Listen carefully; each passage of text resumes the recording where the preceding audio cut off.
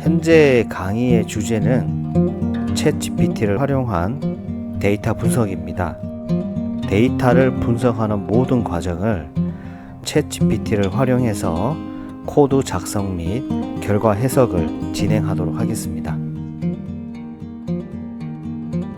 오늘은 챗GPT를 활용한 데이터 분석의 데이터 전처리 과목에서 변수 선택입니다. 다이아몬드 데이터를 다뤄볼 예정입니다. 이 데이터는 사람들의 사랑이나 감정이 들어가 있는 물건입니다. 그런데 똑같이 반짝인다 하더라도 다이아몬드의 가격은 3배, 10배 이상의 가격 차이가 나는 이유가 있습니다. 우리는 오늘 그 가격의 비밀을 알아볼 예정입니다.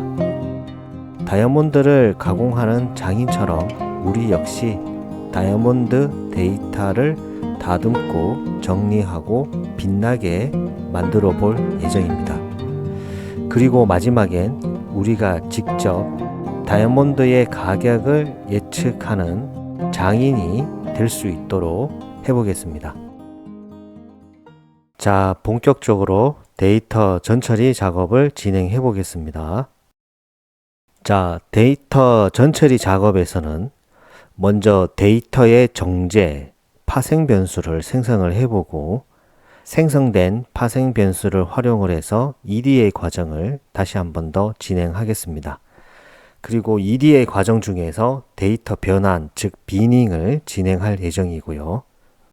의미가 없는 변수는 삭제를 하고 데이터 전처리 작업에서 중요한 결측치, 이상치 대체를 진행하겠습니다. 우리는 다이아몬드의 가격을 예측하기 위한 데이터 분석을 진행합니다. 따라서 종속 변수와 독립 변수를 선택을 하고요. 또한 차원 축소도 진행을 하고 다시 한 번 더 데이터 변환을 통해서 외도를 개선한 다음에 최종적으로 변수 삭제를 통해서 예측 모델을 진행하기 전 데이터 전처리 작업을 완료를 하도록 하겠습니다. 자, 오늘은 분석 변수 처리에서 변수 선택인데요. 먼저 1차 검토로 수치형 변수들만 상관관계를 통해서 변수 선택을 위한 과정을 진행하고요. 다음은 2차 검토로 모든 변수를 활용해서 통계적 유의성 검토를 통해서 다중 공선성은 없는지 회귀개수 확인을 하면서 변수 선택 파악을 해보고요.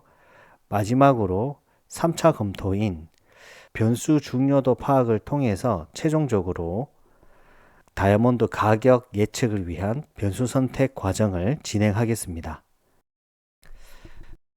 회귀 개수를 확인을 해 볼게요. 다중회귀 모델을 학습하면 됩니다. 라이브러리는 테츠 모델즈의 API 모듈을 사용하고 종속 변수를 설정을 하겠습니다. 종속 변수 y는 df 프라이스가 되죠. 자, 우리는 이미 독립 변수는 설정을 했습니다. xsm이라고 모델 학습을 진행을 합니다. 모델은 sm.ols y, xsm.pc 됩니다. 회귀 개수뿐만 아니라 모델의 내용에 대해서 확인을 하려면 모델.summary를 하면 됩니다. 따라서 print model.summary. 혹시 OLS 모델에 대해서 조금 더 자세히 알고 싶다라고 하면 위에 팝업 창을 클릭을 해주면 좋을 것 같습니다. 빅분기 실기시험에서 강의를 했던 내용이고요. 해당 강의를 들어보면 OLS 모델의 구축하는 방법과 해석에 대해서 자세히 설명하고 있습니다. 자, 다음과 같이 해석 결과가 나왔습니다. 모델 적합도 해석입니다. R 스퀘어 이 결정 개수는 0.916이네요. 해당 모델, 즉 독립 변수들이 프라이스, 이 가격 변동의 91.6%를 설명한다는 내용입니다. 설명력이 높습니다. 어드저스트 R 스퀘어드 수정 결정 개수 역시 0.916이죠. 독립 변수가 많으면 많아질수록 결정 개수는 높아지는 게 맞거든요. 수정 결정 개수도 동일하다고 하면 변수가 많지 않다라는 의미가 됩니다. 그 다음에 F static probability 0이죠. 적어도 하나의 독립 변수의 회귀 개수는 0이 아니다라는 말이고 유의하다라는 말입니다.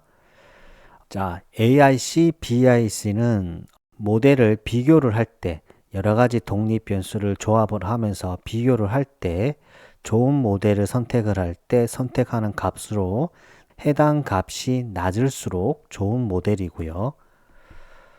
자, 이번에는 변수 해석을 해보면 모든 독립 변수가 통계적으로 유의합니다. 특히 캐럿 같은 경우는 회귀 개수를 확인을 해보면 8895죠. 즉 이 말은 1캐럿 증가 시 다이아몬드의 가격이 약 한 8895불 정도 증가한다는 의미가 되고요. 컷 컬러 클래리티를 보면 음수가 나와 있죠. 만약에 이렇게 해석하면 안 되는 겁니다. 컷 등급이 베리 굿일 때 다이아몬드의 가격이 99불 감소한다. 이렇게 해석을 하면 잘못된 겁니다. 왜냐하면 컷 등급의 기준 범주는 아이들입니다.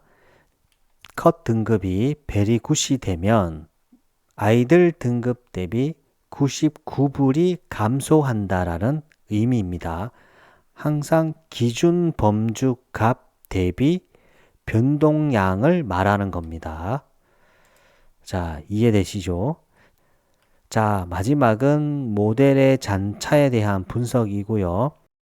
옴니번스의 프로버빌리티가 0이고 JB의 프로버빌리티가 0이네요. 즉 모델의 잔차는 정규 분포를 따르지 않는다는 말이죠. 스큐와 이 커토시스를 보면 현재 이 오른쪽 꼬리 분포를 가지고 있다라는 의미가 됩니다. 자, 이와 같은 내용을 바탕으로 해서 해석을 해보면 수치형 변수와 이 범주형 변수를 쫙 봤을 때 상수항을 제외하고 가장 높은 회귀 개수 값이 캐럿입니다. 즉 가격을 결정하는 핵심이 바로 캐럿이 되는 거고요. 컷, 칼라, 크레러티는 품질을 나타내며 영향이 크다는 것을 알 수가 있고 뎁스와 테이블은 통계적으로 유의하지만 다른 변수 대비 영향이 작음을 알 수가 있습니다. 하지만 우리는 필요시 이제 단순 모델을 만들 때 제거를 하면 되고 포함을 하도록 하겠습니다. 그리고 우리가 VIF 확인해서 알 수 있었듯이 크레러티가 다중 공선성에 대한 주의가 필요하기 때문에 범주 값을 차원 축소하는 방법은 바로 범주 축소를 하면 되는 겁니다. 해당 과정도 진행하도록 하겠습니다. 자, 마지막으로 3차 검토 모든 변수를 활용해서 변수 중요도를 한 번 더 파악을 하겠습니다. 확인을 해 보겠습니다. 자, 머신러닝 프롬프트를 다음과 같이 작성을 해 볼게요. 머신러닝 모델을 통한 변수 중요도 코드도 설명해 주세요. 해당 결과의 의미를 설명해 주세요. 자, 해당 프롬프트를 복사를 해서 챗 GPT를 실행을 해 보겠습니다. 자, 다음과 같이 설명을 해 주네요. 머신러닝 모델을 사용하면 변수 중요도, 우리는 픽처 임포턴스라고 합니다. 확인을 할 수 있고 코드는 다음과 같이 설명이 되어 있습니다. 해당 코드를 복사를 해서 진행을 한번 해 보겠습니다. 보면 라이브러리는 랜덤 포레스트 리그레서가 필요합니다. 따라서 다음과 같이 사이키러 라이브러리에 있는 앙생블 이 모듈에서 우리는 랜덤 포레스트 리그레서 클래스를 가지고 왔고요. 자, 독립 변수 x는 다음과 같고 종속 변수 y는 다음과 같습니다. 이 독립 변수들은 범주형이 있기 때문에 원핫 인코딩을 하고 기존에 진행했던 내용이죠. 드랍 퍼스트는 true 이 옵션을 주고요. 다음은 랜덤 포레스트 모델 학습을 하겠습니다. 모델은 랜덤 포레스트 리그레서. 자, 우리는 동일한 결과값을 위해서 랜덤 스테이트는 2025. 자, 이와 같이 모델을 만들었다면 학습을 해야 되죠. 모델.fit 독립 변수인 x 인코디드 종속 변수인 y를 해주고, 자, 이렇게 되면 모델 학습이 되고 변수 중요도를 추출하겠습니다. importance는 model.picture importance. 자, picture names는 x encoded columns 맞죠?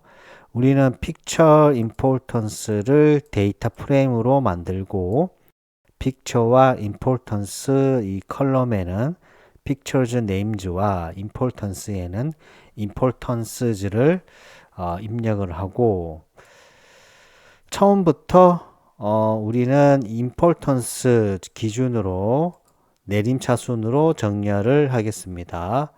따라서 이 pictures importances를 출력을 해보면 다음과 같이 출력이 됩니다. 자, 랜덤 포레스트 모델에 의해서 어떠한 변수가 중요한지에 대해서 importance 이 값을 설명해 주는 겁니다. 자, 여기서 보면 carrot은 importance가 한 0.88이네요. 즉 88%라는 것으로 압도적인 영향이 있습니다. 가격을 결정하는 핵심 변수가 되는 거죠. 다음은 이제 클래리티가 나오네요. 클래리티가 한 2%, 그 다음에 컬러, 뎁스. 뎁스도 그래도 다른 것들에 비해서 중요하네요. 테이블도 중요하고, 자, 컷이라고 하는 품질 요소가 EDA 과정에서 우리가 파악을 했듯이 클래리티나 컬러보다는 낮다라는 것을 알 수가 있네요.